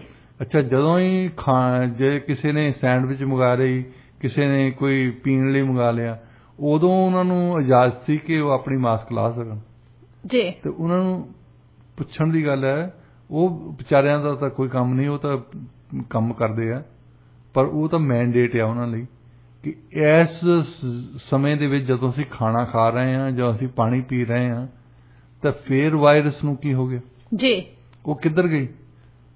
ਜੇ ਤੁਹਾਡੇ ਵਾਇਰਸ ਇੰਨੀ ਕਹੀ ਲੱਗਦੀ ਸੀ ਤਾਂ ਫਿਰ ਪ੍ਰਾਈਮ ਮਿਨਿਸਟਰ ਨੇ ਟੀਕੇ ਕਾਹਨੂੰ ਲੋਕਾਂ ਦੇ ਲਵਾਏ ਜੀ? ਇਹ ਉਸ ਵਾਇਰਸ ਨੂੰ ਬੇਨਤੀ ਕਰਦਾ ਪਹਿਲਾਂ ਹੀ 2019 ਦੇ ਵਿੱਚ ਹੀ, ਭਾਈ ਕੈਨੇਡਾ 'ਚ ਜਾਓ ਨਹੀਂ ਤਾਂ ਅਸੀਂ ਤੁਹਾਨੂੰ ਡਿਪੋਰਟ ਕਰ ਦੇਣਾ ਜੀ। ਮੈਨੂੰ ਹਾਸੋਹੀਣੀ ਗੱਲ ਆ, ਪਰ ਹਾਸੋਹੀਣੀ ਗੱਲ ਇਹਦੇ ਵਿੱਚ ਇਹ ਆ ਕਿ ਇਹਨਾਂ ਨੇ ਪਾਲਿਸੀ ਬਣਾਈ ਹੈ। ਡਾਕਟਰ ਸਾਹਿਬ ਦੇਖੋ ਹਾਸੋਹੀਣੀ ਗੱਲ ਇੱਕ ਪਾਸੇ ਪਰ ਜਿਹੜੇ ਲੋਕਾਂ ਨੂੰ ਇੰਨਾ ਪਰੇਸ਼ਾਨੀ ਦਾ ਸਾਹਮਣਾ ਕਰਨਾ ਪੈ ਰਿਹਾ ਇਵਨ 에ਅਰਪੋਰਟ ਤੇ ਸਟਾਫ ਨੂੰ ਇੰਨੀਆਂ ਜ਼ਿਆਦਾ ਪ੍ਰੋਬਲਮਸ ਦੇ ਵਿੱਚੋਂ ਲੰਘਣਾ ਪੈ ਰਿਹਾ just because of this app ਦਾ ਮਾਸਕ ਦਾ ਜੇ ਤੁਸੀਂ ਇਹ ਕਹਿ ਰਹੇ ਕਿ ਹੁਣ ਇਹ ਐਂਡ ਹੋ ਰਿਹਾ ਖਤਮ ਹੋ ਰਿਹਾ ਸਾਰੇ ਥਾਂ ਤੇ ਲੋਕੀ ਤੁਰੇ ਫਿਰਦੇ ਆ ਤੇ 에ਅਰਪੋਰਟ ਤੇ ਜਾ ਕੇ ਤੁਹਾਨੂੰ ਕਹਿੰਦੇ ਆ ਲੈ ਮਾਸਕ ਪਾ ਹਾਂਜੀ ਵੀ ਜੇ ਕਰੋਨਾ ਮੈਨੂੰ ਹੋਣਾ ਸੀ ਤਾਂ ਬਾਹਰੋਂ ਕਿਉਂ ਨਹੀਂ ਹੋ ਸਕਦਾ ਜੀ ਇਹਨਾਂ ਦੀ ਮਤਲਬ ਲੌਜਿਕ ਤਰਕ ਤੇ ਦਲੀਲ ਹੈ ਨਹੀਂ ਹਾਂਜੀ ਪਰ ਉਹ ਜਿੱਦ ਜ਼ਰੂਰ ਸੀ ਉਹ ਜਿੱਦ ਤੋਂ ਹੁਣ ਹਟਣ ਲੱਗੇ ਇੰਨਾ ਪ੍ਰੈਸ਼ਰ ਪੈ ਗਿਆ ਲੌਬੀ ਇੰਨੀ ਪੈ ਗਈ ਹੈ ਨਾ ਹਾਂਜੀ ਕਿ ਹੁਣ ਆਪਣੀ ਜਿੱਦ ਛੱਡਣ ਲੱਗੇ ਜੀ ਡਾਕਟਰ ਸਾਹਿਬ ਬਿਲਕੁਲ ਤੁਸੀਂ ਸਹੀ ਕਿਹਾ end of this month hopefully ਇਹ ਜਿਹੜੀ ਅਰਾਈਵ ਕੈਨ ਐਪ ਹੈਗੀ ਹੈ ਤੇ ਜਿਹੜੀ ਬਾਕੀ ਸਾਰੇ ਮਾਸਕ ਸੰਬੰਧੀ ਨਿਯਮ ਹੈਗੇ ਆ ਉਹਨਾਂ ਨੂੰ ਹਟਾ ਦੇਣਗੇ ਡਾਕਟਰ ਸਾਹਿਬ ਰੁਕ ਕਰਦੇ ਆ ਹੁਣ ਅਗਲੀ ਖਬਰ ਵੱਲ ਐਨਜੀਓਜ਼ ਨੇ ਵਾਰਨ ਕੀਤਾ ਡਾਕਟਰ ਸਾਹਿਬ ਕਿ ਜਿਹੜੀ ਭੁੱਖਮਰੀ ਦੀ ਪ੍ਰੋਬਲਮ ਹੈਗੀ ਹੈ ਜਿਹੜੀ ਸਮੱਸਿਆ ਹੈਗੀ ਹੈ ਬਹੁਤ ਜ਼ਿਆਦਾ ਗੰਭੀਰ ਰੂਪ ਧਾਰਨ ਕਰ ਚੁੱਕੀ ਆ ਹਰ 4 ਸੈਕਿੰਡ ਦੇ ਵਿੱਚ ਇੱਕ ਵਿਅਕਤੀ ਦੀ ਭੁੱਖਮਰੀ ਦੇ ਨਾਲ ਮੌਤ ਹੋ ਰਹੀ ਆ 19,000 ਤੋਂ ਵੱਧ ਲੋਕ ਇਸ ਦਾ ਸ਼ਿਕਾਰ ਹੋ ਰਹੇ ਨੇ ਕੀ ਕਹਿਣਾ ਚਾਹੋਗੇ ਇਸ ਰਿਪੋਰਟ ਬਾਰੇ ਉਹਨਾਂ ਨੇ ਅਪੀਲ ਕੀਤੀ ਕਿ ਯੂਐਨ ਦਾ ਇਸ ਵੇਲੇ ਯੂਨਾਈਟਿਡ ਨੇਸ਼ਨ ਦੀ ਅਸੈਂਬਲੀ ਦਾ ਸੈਸ਼ਨ ਆ ਜਿਹੜਾ ਕਿ ਹਰ ਸਾਲ ਸਤੰਬਰ ਦੇ ਅਖੀਰ ਦੇ ਵਿੱਚ ਸ਼ੁਰੂ ਹੁੰਦਾ ਸਾਰੇ ਦੇਸ਼ਾਂ ਦੇ ਮੁਖੀ ਪ੍ਰਾਈਮ ਮਿਨਿਸਟਰ ਪ੍ਰੈਜ਼ੀਡੈਂਟ ਕਈਆਂ ਦੇ ਘੱਟੋ ਘੱਟ ਫੋਰਨ ਮਿਨਿਸਟਰ ਜ਼ਰੂਰ ਆਉਂਦਾ ਉਹਨੂੰ ਐਡਰੈਸ ਕਰਦੇ ਆ ਉਹ ਕਹਿੰਦੇ ਕਿ ਤੁਸੀਂ ਉਹਨਾਂ ਮਸਲਿਆਂ ਦੀ ਗੱਲ ਕਰੀ ਜਾਂਦੇ ਆ ਜਿਨ੍ਹਾਂ ਦਾ ਆਮ ਲੋਕਾਂ ਦੇ ਜੀਵਨ ਤੇ ਘੱਟ ਅਸਰ ਪੈਂਦਾ ਸਭ ਤੋਂ ਵੱਡੀ ਇਸ਼ੂ ਲੋਕਾਂ ਨੂੰ ਹੈਗੀ ਆ ਆਪਣਾ ਢਿੱਡ ਭਰਨਾ ਜੀ ਤੇ ਜੇ ਉਹਨਾਂ ਨੂੰ ਢਿੱਡ ਭਰਨ ਲਈ ਖਾਣਾ ਨਹੀਂ ਮਿਲ ਰਿਹਾ ਤੇ ਉਹਨਾਂ ਦੀ ਮੌਤ ਹੋ ਜਾਣੀ ਹੈ 1 ਮਿੰਟ ਦੇ ਵਿੱਚ 15 ਬੰਦੇ ਮਰ ਰਹੇ ਆ ਜੀ ਤੁਸੀਂ ਦੇਖੋ ਕਿੰਨੇ ਮਿੰਟ ਆ ਹਰ 64 ਸਕਿੰਟਾਂ ਦੇ ਵਿੱਚ ਇੱਕ ਬੰਦਾ ਮਰ ਜਾਣਾ ਹਾਂਜੀ ਤੇ ਇਹਦੇ ਵੱਲ ਦੁਨੀਆ ਦਾ ਧਿਆਨ ਹੀ ਨਾ ਹੋਵੇ ਅਸੀਂ ਕੀ ਗੱਲ ਕਰਦੇ ਹਾਂ ਯੂਕਰੇਨ ਦੀ ਅੱਜ ਕੱਲ ਗੱਲ ਕਰਨ ਪਏ ਚਲੋ ਲੜਾਈ ਲੱਗੀ ਆ ਬੰਦੇ ਮਰਦੇ ਆ ਇਹ ਵੀ ਗੱਲ ਕਰ ਲਓ ਹਾਂਜੀ এনवायरमेंट ਦੀ ਗੱਲ ਕਰੀ ਜਾਂਦੇ ਆ ਕਿ ਉਹਦੀਆਂ ਕਿਆਸਰਾਈਆਂ ਲਾ ਰਹੇ ਆ ਕਿ ਇੰਨੇ ਸਾਲਾਂ ਦੇ ਵਿੱਚ ਹੀ ਪਾਣੀ ਦਾ ਲੈਵਲ ਉੱਤੇ ਨਹੀਂ ਚੱਲ ਜਾਣਾ ਜੋ ਕੁਝ ਅੱਜ ਹੋ ਰਿਹਾ 75 ਦੇਸ਼ਾਂ ਦੀਆਂ ਜਿਹੜੀਆਂ ਐਨਜੀਓਜ਼ ਨੇ ਇਹਨਾਂ ਨੂੰ ਚਿੱਠੀ ਲਿਖੀ ਆ ਕਿ ਅੱਜ ਜੋ ਕੁਝ ਹੋ ਰਿਹਾ ਇਸ ਵਕਤ ਹੋ ਰਿਹਾ ਉਹਦੇ ਤੇ ਕੋਈ ਵਰਲਡ ਬਾਡੀ ਦਾ ਧਿਆਨ ਹੀ ਨਹੀਂ ਤੁਸੀਂ ਕਿਆਸਰਾਈਆਂ ਤਾਂ ਲਾ ਰਹੇ ਹੋ এনवायरमेंट ਦੇ ਵਿੱਚ ਸਾਡੇ ਵਾਤਾਵਰਣ ਦੇ ਵਿੱਚ ਕੀ ਹੋਣਾ ਸਾਡੀ ਆਬਾਦੀ ਦੇ ਵਿੱਚ ਕੀ ਹੋਣਾ ਸਾਡੇ ਇਨਫਲੇਸ਼ਨ ਨੂੰ ਕੀ ਹੋਣਾ ਸਾਡੇ ਵਪਾਰ ਨੂੰ ਕੀ ਹੋਣਾ ਨਿਊਕਲੀਅਰ ਲੜਾਈ ਦਾ ਕੀ ਹੋਣਾ ਪਰ ਹੁਣ ਜੋ ਕੁਝ ਹੋ ਰਿਹਾ ਇਸ ਵੇਲੇ ਬੰਦੇ ਮਰ ਰਹੇ ਆ ਉਹਦੇ ਬਾਰੇ ਤਾਂ ਧਿਆਨ ਦਿਓ ਜੀ ਸਭ ਤੋਂ ਇੰਪੋਰਟੈਂਟ ਗੱਲ ਇਹ ਆ ਕਿ ਹੁਣ ਸਾਡੇ ਕੋਲ ਅਸੀਂ ਉਸ ਲੈਵਲ ਤੇ ਪਹੁੰਚ ਚੁੱਕੇ ਹਾਂ ਅਸੀਂ ਅਨਾਜ ਜਿੰਨਾ ਪੈਦਾ ਕਰਦੇ ਹਾਂ ਉਹ ਲੋਕੀ ਜਿੰਨਾ ਖਾ ਸਕਦੇ ਉਦੋਂ ਜ਼ਿਆਦਾ ਹੈ ਹਾਂਜੀ ਹੁਣ ਜੇ ਜਿੰਨੇ ਲੋਕੀ ਰਹਿੰਦੇ ਇੱਥੇ 7 ਬਿਲੀਅਨ ਤੋਂ ਜ਼ਿਆਦਾ ਲੋਕੀ ਰਹਿੰਦੇ ਆ ਅਰਥ ਤੇ ਉਹਨਾਂ ਤੋਂ ਜ਼ਿਆਦਾ ਅਨਾਜ ਸਾਡੇ ਕੋਲ ਹੈ ਜਿੰਨਾ ਖਾਣਾ ਚਾਹੀਦਾ ਹੈ ਪਰ ਫਿਰ ਵੀ ਲੋਕੀ ਭੁੱਖੇ ਮਰ ਰਹੇ ਹੋਣ ਇਹਦਾ ਮਤਲਬ ਕੁਝ ਲੋਕਾਂ ਦੇ ਕੋਲ ਪਰਚੇਸਿੰਗ ਪਾਵਰ ਨਹੀਂ ਜਿਹੜੀ ਉਹ ਖਰੀਦ ਸਕਦੇ ਆ ਤੇ ਇਹਦੇ ਵਿੱਚ ਅਨਈਵਨ ਡਿਸਟ੍ਰੀਬਿਊਸ਼ਨ ਆਫ ਵੈਲਥ ਹੈ ਕਿ ਇੱਕ ਪਾਸੇ ਉਹ ਲੋਕ ਹੈ ਜਿਹੜੇ ਜਿਨ੍ਹਾਂ ਨੂੰ ਮੇਰਾ ਖਿਆਲ ਅੱਗੇ ਪਿੱਛੇ ਜਿਨ੍ਹਾਂ ਦੇ ਕੋਲ ਬਫੇ ਚੜਿਆ ਆ ਅੱਗੇ ਪਿੱਛੇ ਫੂਡ ਹੀ ਤੁਰਿਆ ਫਿਰਦਾ ਹਾਂਜੀ ਗਾਰਬੇਜ ਦੇ ਵਿੱਚ ਸੱਟਦੇ ਆ ਦੂਸਰੇ ਪਾਸੇ ਉਹ ਲੋਕ ਆ ਜਿਨ੍ਹਾਂ ਨੂੰ ਮਿਲ ਨਹੀਂ ਰਿਹਾ ਜਿਹੜੇ ਭੁੱਖਮਰੀ ਦਾ ਸ਼ਿਕਾਰ ਹੋ ਰਹੇ ਸੋ ਇਸ ਗੱਲ ਤੇ ਉਹਨਾਂ ਨੇ ਧਿਆਨ ਦਿਵਾਉਣ ਲਈ ਇਸ ਅਸੈਂਬਲੀ ਵਾਲਿਆਂ ਨੂੰ ਕਿਹਾ ਕਿ ਤੁਸੀਂ ਇਸ ਮੁੱਦੇ ਤੇ ਐਮਰਜੈਂਸੀ ਦੇ ਤੌਰ ਤੇ ਵਿਚਾਰ ਕਰੋ ਤਾਂ ਕਿ ਐਵੇਂ ਨਾ ਗੱਲਾਂ ਮਾਰ ਕੇ ਚੱਲ ਜਾਇਆ ਕਰੋ ਤੁਸੀਂ ਹੁਣ ਜੇ ਸੁਣਨੀਆਂ ਉਹਨਾਂ ਨੇ ਤਕਰੀਰਾਂ ਖਾਸ ਤੌਰ ਤੇ ਵੈਸੇ ਅਟੈਂਸ਼ਨ ਪੇ ਕਰਦੇ ਹੁੰਦੇ ਆ ਵੀ ਜੋ ਬਾਈਡਨ ਨੇ ਕੀ ਕਹਿਣਾ ਰਸ਼ੀਆ ਵਾਲਿਆਂ ਨੇ ਕੀ ਕਹਿਣਾ ਚਾਈਨਾ ਵਾਲਿਆਂ ਨੇ ਕੀ ਕਹਿਣਾ ਤੇ ਇਹ ਗੱਪਾਂ ਮਾਰਨ ਵਾਲੀਆਂ ਹੁੰਦੀਆਂ ਇਹਨਾਂ ਦੀਆਂ ਹਾਂਜੀ ਜਿਹੜੇ ਅਸਲੀ ਮੁੱਦੇ ਹੁੰਦੇ ਉਹਨਾਂ ਨਾਲ ਡੀਲ ਕਰਨ ਵਾਲੀਆਂ ਨਹੀਂ ਹੁੰਦੀਆਂ ਜੀ ਆਪਣੇ ਫੋਰਨ ਪਾਲਿਸੀ 'ਚ ਅਸੀਂ ਆਹ ਕਰ ਦਿਆਂਗੇ ਅਸੀਂ ਉਹ ਕਰ ਦਿਆਂਗੇ ਤੇ ਹੋਰ ਕੁਝ ਨਹੀਂ ਕਰਨਾ ਹੁੰਦਾ ਜੀ ਡਾਕਟਰ ਸਾਹਿਬ ਜਿਹੜੀ ਇਹਨਾਂ ਨੇ ਓਪਨ ਲੈਟਰ ਵੀ ਲਿਖੀ ਹੈ ਨਾ ਜਿਹਦੇ ਤੇ ਇਹਨਾਂ ਨੇ ਸਿਗਨੇਚਰ ਕੀਤੇ ਆ ਉਹਦੇ ਵਿੱਚ ਇਹਨਾਂ ਨੇ ਕਿਹਾ ਕਿ ਜਿਹੜੀ ਸਿਚੁਏਸ਼ਨ ਪੈਦਾ ਹੋ ਰਹੀ ਹੈਗੀ ਆ ਇਹ ਬਹੁਤ ਹੀ ਜ਼ਿਆਦਾ ਖਤਰਨਾਕ ਸਿਚੁਏਸ਼ਨ ਆ ਉਹਨਾਂ ਨੇ ਕਿਹਾ, ਕਹਿੰਦੇ ਕਿ ਵਰਲਡ ਲੀਡਰ ਤਾਂ ਵਾਅਦੇ ਕਰਦੇ ਸੀ ਕਿ 21ਵੀਂ ਸਦੀ ਦੇ ਵਿੱਚ ਕਦੇ ਕਾਲ ਨਹੀਂ ਪਊਗਾ, ਪਰ ਹੁਣ ਤੁਸੀਂ ਜੇ ਦੇਖਦੇ ਹੋ ਤਾਂ ਜਿਹੜਾ ਸੋਮਾਲੀਆ ਹੈ ਇੱਕ ਵਾਰੀ ਫੇਰ ਉਹ ਇਸ ਦਾ ਸਾਹਮਣਾ ਕਰ ਰਿਹਾ। ਭੁੱਖਮਰੀ ਦੀ ਪ੍ਰੋਬਲਮ ਇੰਨੀ ਜ਼ਿਆਦਾ ਵੱਧ ਚੁੱਕੀ ਹੈ ਜਿਹਦੇ ਬਾਰੇ ਵਰਲਡ ਲੀਡਰਸ ਦਾ ਕਿਸੇ ਸਮੇਂ ਦੇ ਵਿੱਚ ਕਹਿਣਾ ਸੀ ਕਿ ਇਹ ਪ੍ਰੋਬਲਮ ਐਗਜ਼ਿਸਟ ਕਰੂਗੀ ਨਹੀਂ। ਉਹ ਕਹਿੰਦੇ ਤਾਂ ਕਈ ਕੁਛ ਹੈ, ਹਾਂਜੀ, ਕਰਦੇ ਨਹੀਂ ਨਾ ਜੀ ਬਿਲਕੁਲ। ਇਹ ਪੋਲਿਟਿਕਸ ਮਤਲਬ ਦੁਨੀਆ ਭਰ ਦੇ ਵਿੱਚ ਜਿੰਨੇ ਮੁਲਕ ਆ ਉੱਥੇ ਇਹ ਗੱਲ ਬਣ ਚੁੱਕੀ ਹੈ ਕਿ ਜੋ ਕੁਝ ਕਹਿੰਦੇ ਆ ਉਹ ਕਰਦੇ ਨਹੀਂ। ਹਾਂਜੀ, ਹਾਲਾਂਕਿ ਉਹ ਕਰ ਸਕਦੇ ਆ ਜੀ। ਫੂਡ ਦੀ ਸਪਲਾਈ ਇੰਨੀ ਹੈਗੀ ਆ ਕਿ ਜਿੱਥੇ ਇਸ ਵੇਲੇ ਸਾਰੀ ਦੁਨੀਆ ਦੇ ਵਿੱਚ ਕੋਈ ਬੰਦਾ ਅਨਾਜ ਤੋਂ ਬਿਨਾਂ ਨਹੀਂ ਰਹਿਣਾ ਚਾਹੀਦਾ ਜੀ, ਜਿੰਨਾ ਅਨਾਜ ਇਹਨਾਂ ਦੇ ਕੋਲ ਆ। ਹਾਂਜੀ, ਪਰ ਕਮ ਸੇ ਕਮ ਉਹਨਾਂ ਦੀਆਂ ਸਰਕਾਰਾਂ ਨੂੰ, ਵਰਲਡ ਦੀ ਸੰਸਥਾ ਨੂੰ ਜਿਹੜੀ ਕਹਿੰਦੀ ਕਿ ਅਸੀਂ ਸਾਰੀ ਦੁਨੀਆ ਨੂੰ ਰੈਪਰੈਜ਼ੈਂਟ ਕਰਦੇ ਹਾਂ, ਉਹਨਾਂ ਦੀ ਨੁਮਾਇੰਦਗੀ ਕਰਦੇ ਹਾਂ, ਤਾਂ ਉਹਨਾਂ ਦੇ ਵਿੱਚ ਹੁਣ ਸਾਰੇ ਲੀਡਰਸ ਆਏ ਵੀ ਹੁਣੇ ਨਿਊਯਾਰਕ ਦੇ ਵਿੱਚ ਬੈਠੇ ਆ। ਹਾਂਜੀ, ਕਿਉਂਕਿ UN ਦਾ ਅਸੈਂਬਲੀ ਸੈਸ਼ਨ ਸ਼ੁਰੂ। ਹਾਂਜੀ, ਤੇ ਉੱਥੇ ਤਕਰੀਰਾਂ ਇਹਨਾਂ ਨੇ ਕਰਨੀਆਂ ਫੋਕੀਆਂ। ਕਦੇ ਕਿਸੇ ਨੇ ਇਹ ਨਹੀਂ ਕਹਿਣਾ ਕਿ ਸਾਡੇ ਬੰਦੇ ਵੀ ਮਰ ਰਹੇ ਜੀ। ਤਾਂ ਇਹ ਧਿਆਨ ਦਿਵਾਉਣ ਲਈ ਬੜੀ ਵਧੀਆ ਗੱਲ ਹੈ ਕਿ ਇਸ ਵੇਲੇ ਜੋ ਕੁਝ ਹੋ ਰਿਹਾ ਉਹ ਤੇ ਧਿਆਨ ਦਿਓ। ਡਾਕਟਰ ਸਾਹਿਬ ਗੱਲ ਕਰਦੇ ਹਾਂ ਜੀ ਹੁਣ ਚਾਈਨਾ ਦੀ। ਜਿਹੜੇ ਚਾਈਨੀਜ਼ ਸਿਟੀਜ਼ਨ ਹੈਗੇ ਆ ਉਹਨਾਂ ਨੂੰ ਇਹ ਕਿਹਾ ਗਿਆ ਕਿ ਜਿਹੜੇ ਫੋਰਨਰਸ ਉੱਥੇ ਜਾਂਦੇ ਆ ਉਹਨਾਂ ਦੇ ਨਾਲ ਉਹ ਸਕਿਨ ਟੂ ਸਕਿਨ ਕੰਟੈਕਟ ਨਾ ਕਰਨ, ਮਤਲਬ ਕਿ ਦੂਰੀ ਬਣਾ ਕੇ ਰੱਖਣ। ਚਾਈਨਾ ਦੇ ਵਿੱਚ ਮੰਕੀ ਪੌਕਸ ਦਾ ਪਹਿਲਾ ਜਿਹੜਾ ਕੇਸ ਆ ਦਰਜ ਕੀਤਾ ਗਿਆ ਤੇ Chinese centre for disease control and prevention ਦੇ ਜਿਹੜੇ ਮੁਖੀ ਹੈਗੇ ਆ ਉਹਨਾਂ ਨੇ ਖਾਸ ਤੌਰ ਤੇ ਇਸ ਬਾਰੇ ਕਿਹਾ ਕਿ ਫੋਰਨਰਸ ਤੋਂ ਦੂਰੀ ਬਣਾ ਕੇ ਰੱਖਣ। ਕੀ ਕਹਿਣਾ ਚਾਹੋਗੇ ਜੀ?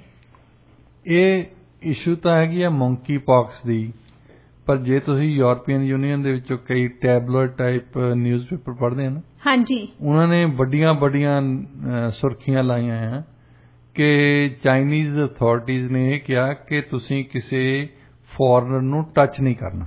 ਹਾਂਜੀ ਡਾਕਟਰ ਸਾਹਿਬ, ਹੈਡਲਾਈਨਸ ਤਾਂ ਸਾਰੀਆਂ ਇਹੀ ਨੇ।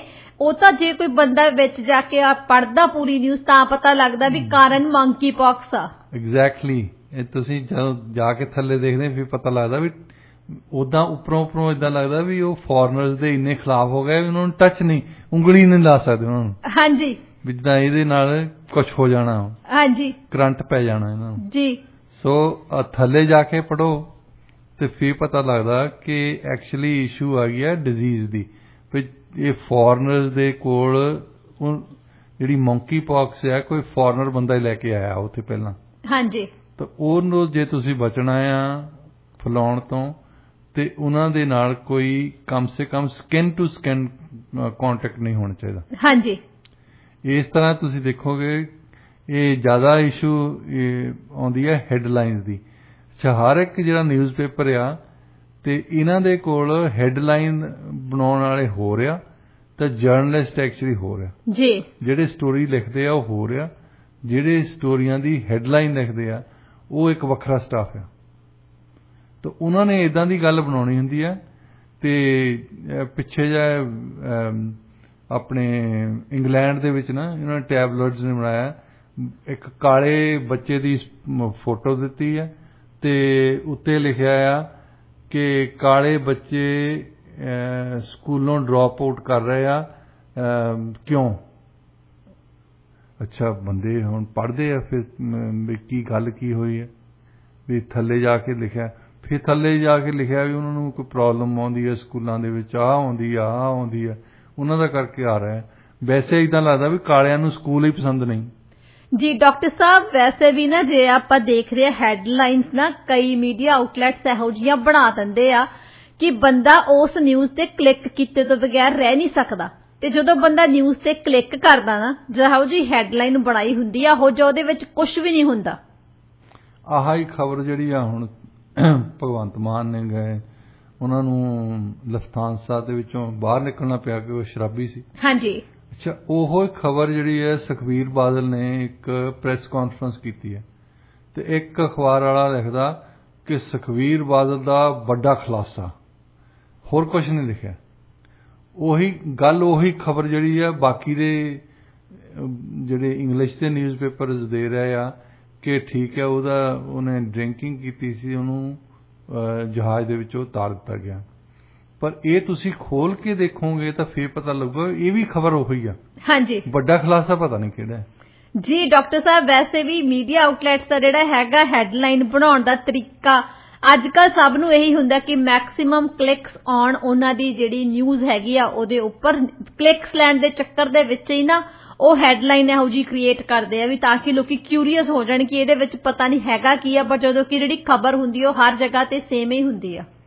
ਇਹ ਇੱਕ ਤਾਂ ਚਾਈਨਾ ਦੇ ਖਿਲਾਫ ਵੈਸੇ ਵੀ ਪ੍ਰਚਾਰ ਹੋ ਰਿਹਾ ਨਾ। ਹਾਂਜੀ, ਫਿਰ ਜਦੋਂ ਬੰਦਾ ਦੇਖਦਾ ਕਿ ਚਾਈਨਾ ਵਾਲਿਆਂ ਨੇ ਇਹ ਕਹਿਤਾ ਕਿ ਜਿਹੜੇ ਫੋਰਨਰ ਇੱਥੇ ਆਉਂਦੇ ਆ ਤੁਸੀਂ ਉਹਨਾਂ ਨੂੰ ਛੂਹਣਾ ਨਹੀਂ।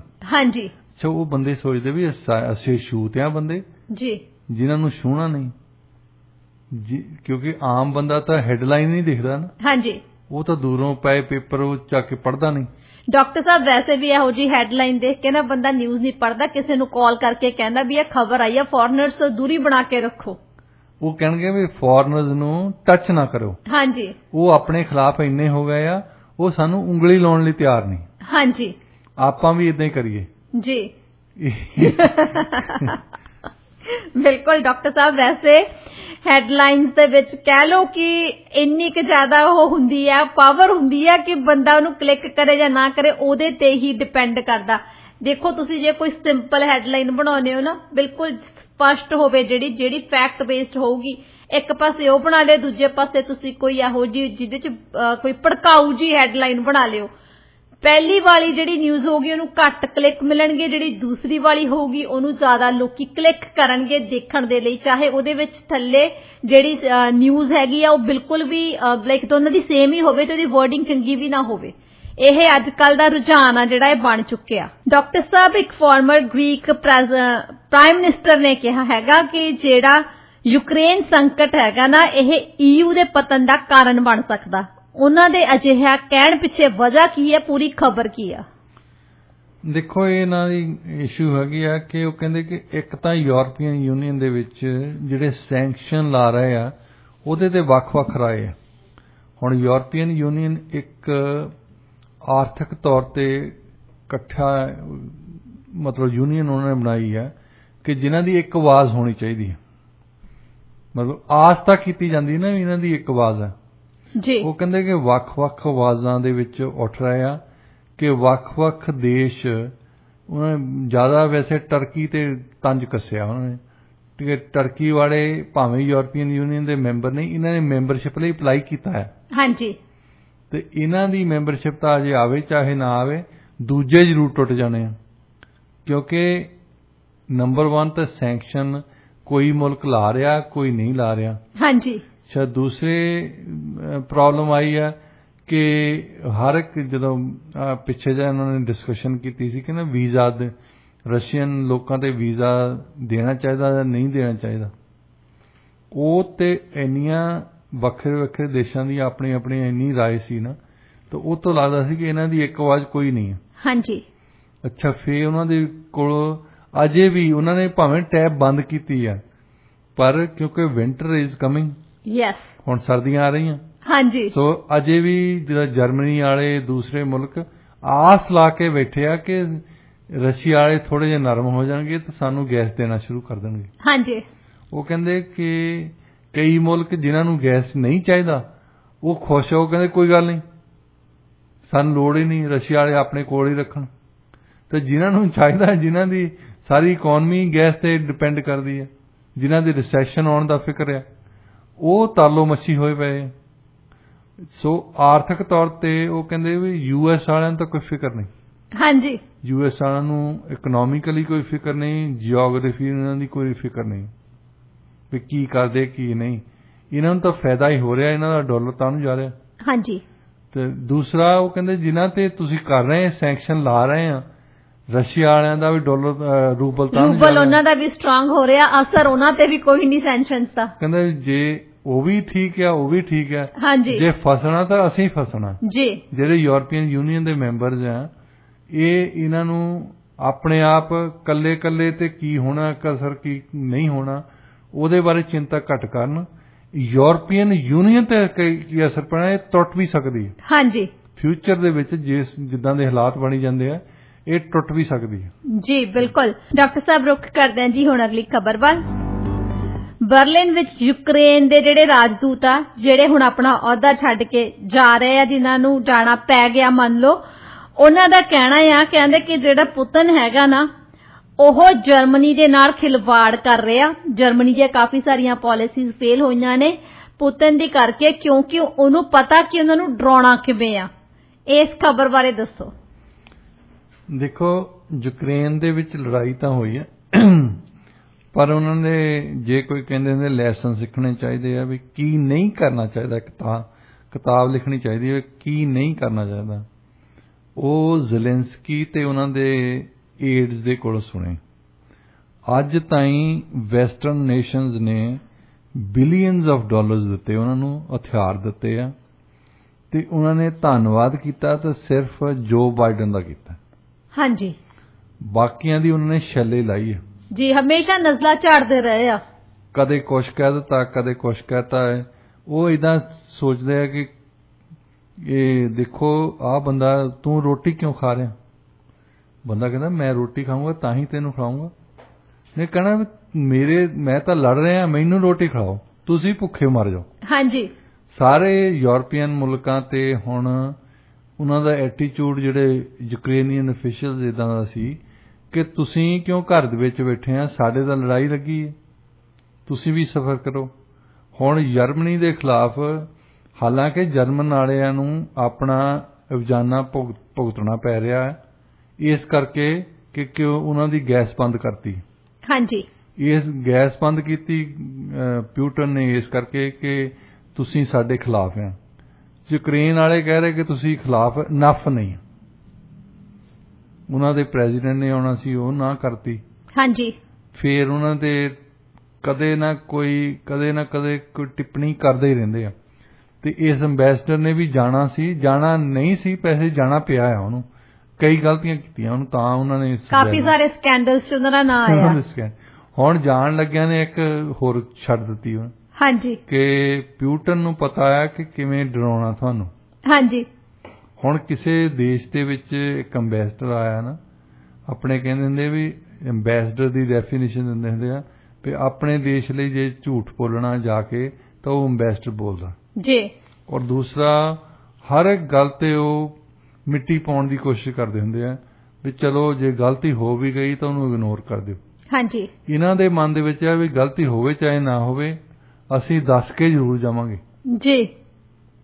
ਹਾਂ, ਪੁਤਿਨ ਤੋਂ ਡਰਦੇ ਆ ਜਰਮਨੀ ਵਾਲੇ ਜਾਂ ਨਹੀਂ ਡਰਦੇ, ਇਹ ਇਸ਼ੂ ਨਹੀਂ। ਹਾਂਜੀ, ਇਸ ਵੇਲੇ ਉਹਨਾਂ ਨੇ ਜਿੰਨੀ ਵੀ ਮਦਦ ਕੀਤੀ ਹੈ, ਚਾਹੇ ਥੋੜੀ ਕੀਤੀ ਹੈ ਚਾਹੇ ਜ਼ਿਆਦਾ ਕੀਤੀ ਹੈ, ਉਹਨਾਂ ਨੇ ਮਦਦ ਤਾਂ ਕੀਤੀ ਨਾ। ਹਾਂਜੀ, ਅੱਛਾ, ਉਹ ਸਿੱਟਾ ਉਹਨਾਂ ਨੂੰ ਭੁਗਤਣਾ ਪੈ ਰਿਹਾ ਜੀ। ਗੈਸ ਉਹਨਾਂ ਦੀ ਬੰਦ ਹੋਈ ਹੈ। ਹਾਂਜੀ, ਤਾਂ ਉਹਨਾਂ ਦਾ ਤੁਸੀਂ ਧੰਨਵਾਦ ਕਰਨ ਦੀ ਬਜਾਏ ਹਰ ਤੀਜੇ ਦਿਨ ਉਹਨਾਂ ਤੇ ਟਿੱਪਣੀ ਕਰਦੇ ਆ, ਇਹ ਬੜੀ ਮਾੜੀ ਗੱਲ ਹੈ। ਹਾਂਜੀ, ਪਰ ਤੁਸੀਂ ਟਿੱਪਣੀ ਅੱਜ ਦੇ ਵਿਚਾਰ ਬਾਰੇ ਕਰ ਸਕਦੇ ਹੋ ਜੀ। ਡਾਕਟਰ ਸਾਹਿਬ, ਬਿਲਕੁਲ ਅੱਜ ਦਾ ਵਿਚਾਰ ਹੈ ਜੀ, ਜਿਉਂਦੇ ਨੂੰ ਸੁੱਟਣ ਤੇ ਮਰੇ ਨੂੰ ਚੁੱਕਣ ਲਈ ਲੋਕਾਂ ਦੀ ਏਕਤਾ ਦੇਖਣ ਵਾਲੀ ਹੁੰਦੀ ਆ। ਇਸੇ ਨੋਟ ਤੇ ਅਸੀਂ ਅੱਜ ਦਾ ਪ੍ਰੋਗਰਾਮ ਇੱਥੇ ਹੀ ਸਮਾਪਤ ਕਰਦੇ ਹਾਂ। ਪ੍ਰੋਗਰਾਮ ਤੁਹਾਨੂੰ ਕਿਹੋ ਜਿਹਾ ਲੱਗਿਆ ਸਾਨੂੰ ਦੱਸਣਾ ਜ਼ਰੂਰ। ਈਮੇਲ ਹੈ ਜੀ ਸਾਡੀ info@radioindia.ca। ਸਟੂਡੀਓ ਦਾ ਨੰਬਰ 6045929191। ਡੇਲੀ ਨਿਊਜ਼ ਅਪਡੇਟ ਦੇ ਲਈ ਸਾਡੇ ਸੋਸ਼ਲ ਮੀਡੀਆ ਹੈਂਡਲਸ ਨੂੰ ਫੋਲੋ ਜ਼ਰੂਰ ਕਰੋ। ਟਵਿੱਟਰ, ਇੰਸਟਾਗ੍ਰਾਮ ਤੇ ਫੇਸਬੁੱਕ ਹੈ ਜੀ ਰੇਡੀਓ ਇੰਡੀਆ 1110 ਦੇ ਨਾਂ ਹੇਠ। ਪ੍ਰੋਗਰਾਮ 'ਚ ਸਾਥ ਦੇਣ ਲਈ ਬਹੁਤ ਬਹੁਤ ਸ਼ੁਕਰੀਆ।